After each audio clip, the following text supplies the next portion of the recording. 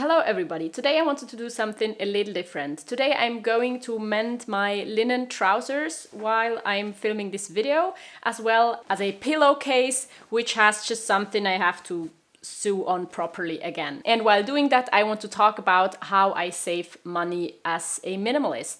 And that is actually one of the things. I mend my stuff before I throw it away, and I know that takes a lot more time than just buying something new, but it saves me a lot of money because I just take 10 minutes or 20 and do it, and then I can use it again, or at least a lot better. Because the problem with my trousers, for example, they get holes in their pockets, and that's like this very, very thin fabric. So I understand, and I think it's because I keep my keys in my pockets all the time. But I really like to have my keys there because then I can't forget them when I leave the house, and so I can not like lock myself out. So that's what I'm going to do today while talking to you. Also, I have just not really been in the mood to film videos lately. I don't know why. I guess it's also because I have a lot to do for my bachelor thesis, and maybe that's the reason why it never felt right to take time out of my day to film YouTube videos. So I'm going to use that time for doing two things, and maybe that's making me feeling better. So saving money as a minimalist for me is partly, for example, not buying things or just fixing things I have. But of course that takes time. So I really have to balance what's worth it. But I'd rather fix my things than work more for more money and then, to buy new things, because it's also just a lot more eco-friendly, and that's very important to me as well. I hope it's not gonna, that's the second time I fixed these pockets, so I hope it's not gonna break again. So also when it comes to these like threads and needles I just use what I have. I don't have every color of thread anymore, and that would be really annoying to just have like 20 colors of different threads for sewing and fixing things. So I just have a few colors left. Actually, I got these threads when I was a child, I think, and I just keep using them up, and now there are just a few colors left, but I just use what I have. Yeah, and in general, I think I save the most money by just not shopping all the time. I only buy what I need. I never just go out and shop. And I remember when I was a teenager, I did that. I did just go out and shop, and that did cost a lot of money, I think. Because I would spend all my pocket money, all the money I earned from different jobs I had as a teenager, I spent all of that money shopping for clothes, fast fashion mainly. And now I just only buy something when I need something. Of course, now as I mentioned in both of my past videos, I think it was the last and the one before that, I sometimes struggle because I do want to buy new things every once in a while, because I want to have the perfect items, because I want them to look beautiful. I want to have all of my items being perfect things that also look aesthetically pleasing. And I will link these videos up here so you can watch them if you're interested in these topics on how to balance that want to have perfect things with the minimalist mindset, who maybe that you don't need to buy new things all the time. And so that's something I do actually struggle with. So no, actually the other pocket has a hole as well, so I'm going to fix that as well. But that is something I do struggle with sometimes, so I don't think I'm perfect there. Because, for example, I had a backpack which was fine, but I bought this backpack, I mentioned it in other videos because it's the only backpack I own, and it's a perfect backpack. But I spent 350 euros buying that backpack. Now, that is not really frugal. That's a lot of money, but I hope it's going to be worth it, because I hope this backpack is going to be the perfect backpack for many years for me. And so then I think it's worth it. And of course it was sustainably and ethically made, which is important to me, and which of course comes with a higher price tag. Also, before I buy something, because I know I sometimes struggle with that I want to have the perfect things and pretty things, and that I change my idea of the perfect item once in a while, I try to not just always buy something whenever it comes to my mind. I don't just go out and shop if I have an idea of what I want to have next. I try to just like keep it in a list, or even don't even write it down, because if it's something important, I will remember it. I will think about it for a month. And then after a month, if I've done a little bit of research as well, at least if it's something on the more expensive side, then I will buy it, just to make sure that it's not something that I don't care about in a few months. I mean, that has happened. I mean, it has happened to me that I thought I needed something, and by waiting a few months, I realized that it's not something very important to me.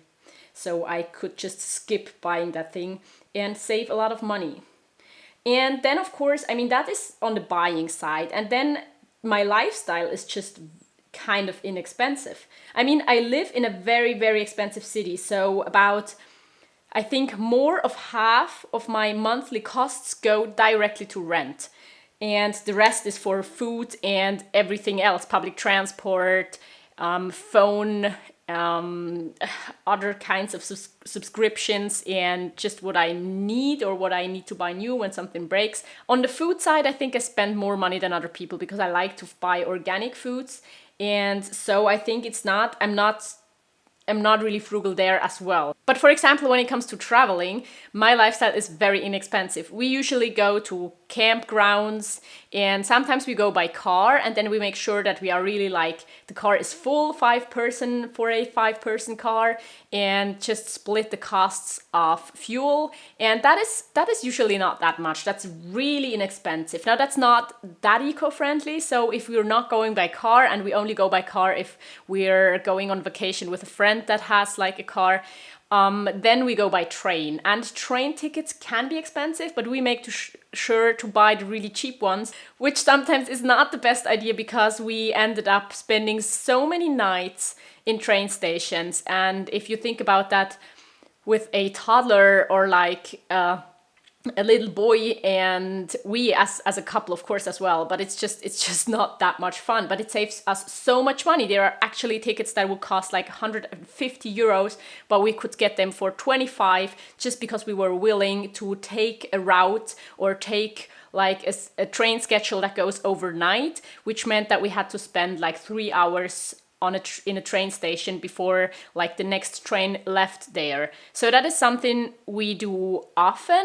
And when we are on vacation as well, we just, as I said, we are on campgrounds usually, or in Airbnbs there's a huge variety in price when it comes to Airbnbs, but we usually again try to like book the less expensive ones. We also really like to be in nature, so we don't really have to spend a lot of money for hotels in cities or something like that. So, and we don't eat out. We don't eat out at home, and we don't eat out when we're on vacation. On vacation sometimes, but it's not like once per trip or twice maybe. And that actually saves us a lot of money. And when I'm already speaking about food, now I need a new thread for my pillowcase. The trousers are done. Let's go with green.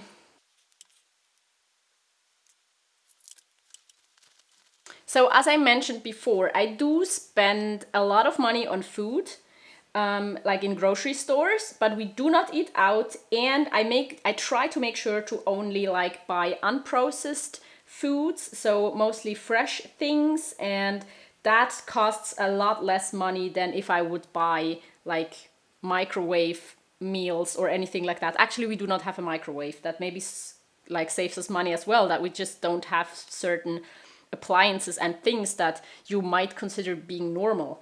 So when it comes to food, I really try to buy like quality food, organic food, fresh food, and that costs a lot more money than if I would like buy the conventional cheap foods. But on the other hand, by not eating out and by cooking at home and by cooking from scratch, we do save a lot of money, and I guess it is a lot more eco-friendly because it comes in less plastic packaging. There is less like steps to produce the food I'm buying in the grocery store. So I am happy with that decision. Also, for example, we don't have a car.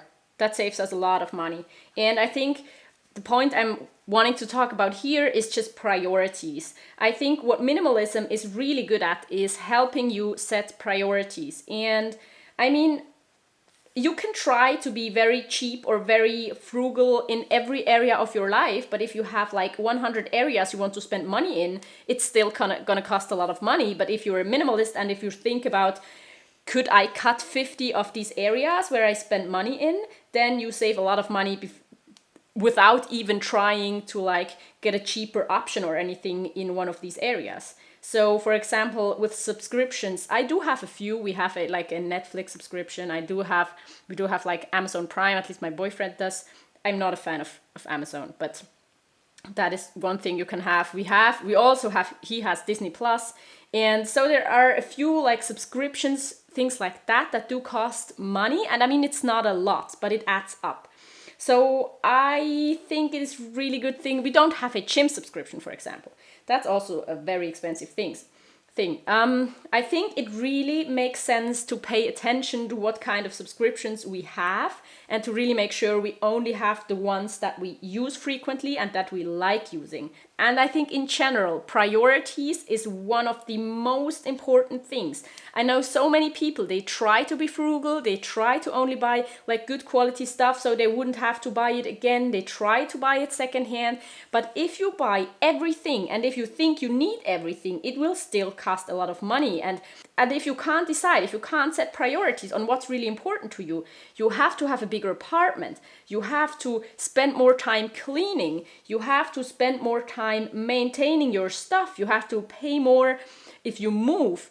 It is just a lot more complicated, and just having less stuff in the beginning is gonna save so much money in the long run. And I don't think it's all about money saving. I'm not crazy frugal. I want to have a lifestyle where I don't have to think about money that much. I know I'm coming from a very privileged position that I don't have to worry too much about if I have enough money to buy food and pay rent. But I think also that it's a comfortable place because I don't have so much money that I could worry about my money or things like that. So I think I'm feeling very comfortable in a space where I have enough money, but I don't want to spend so much time thinking about it in general. I don't want to have a lifestyle that costs me a lot of money. I don't want to have to worry about it or even like always try to be super frugal and to spend time like trying to save money. I just want to have a lifestyle where I can do things and not always related to working for more money. So that is also why I choose to fix this thing. Maybe it would have been cheaper in the end to not spend the time and or let it make somebody and pay money for it, but I'd rather just do it myself. I'd rather just take the time. And because I'm not like a huge fan of fixing my stuff and mending it, but it's not a bad thing to do. I'm done. I fixed the pillow cover and now it's good to go for another few years, hopefully. Another thing I wanted to mention is that I always try to buy quality items because I really realize that they work for much longer. For example, when it comes to shoe, I do pay a lot more money than you could to buy shoes, but they sometimes really work for like 5 or more years. And if you break the cost down, it saves me money to pay more upfront. That is really something I believe in. Also, when it comes to sustainably and ethically produced things, usually they are much better quality, so it's worth investing in these items, even though they cost a lot more money. And some of that money, of course, just goes to the people and goes to like making sure the environment is not harmed by producing these things. But the other part of it is actually really going into quality. So I think it makes sense. And the other thing is that if I do not buy something new, which most of the time I don't, I buy it secondhand. And there it's not always the best quality, that's true, but at least if you see that an item is still in good condition, if you buy it secondhand, usually it's not the worst quality. And if I buy it secondhand, I save so much money that even if it's not the best quality, it's really worth it when it comes to the price. I think it works perfectly fine like that. We bought our entire kitchen secondhand. We bought these like dressers secondhand. We bought actually almost everything secondhand, at least everything that we could find, including a toilet brush, but it was new, don't worry. There are a few things I don't recommend you buy secondhand, and I've made a video which I will list up here. It's a really old one, so maybe I'm even more awkward.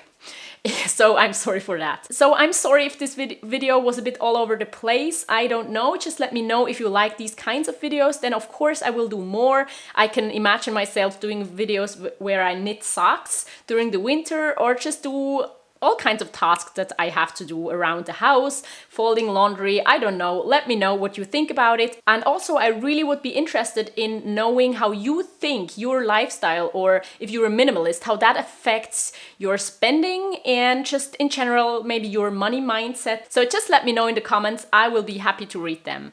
Thank you so much for watching. If you want to see more videos, I will link you a video and a playlist. And I hope to see you next time. Bye!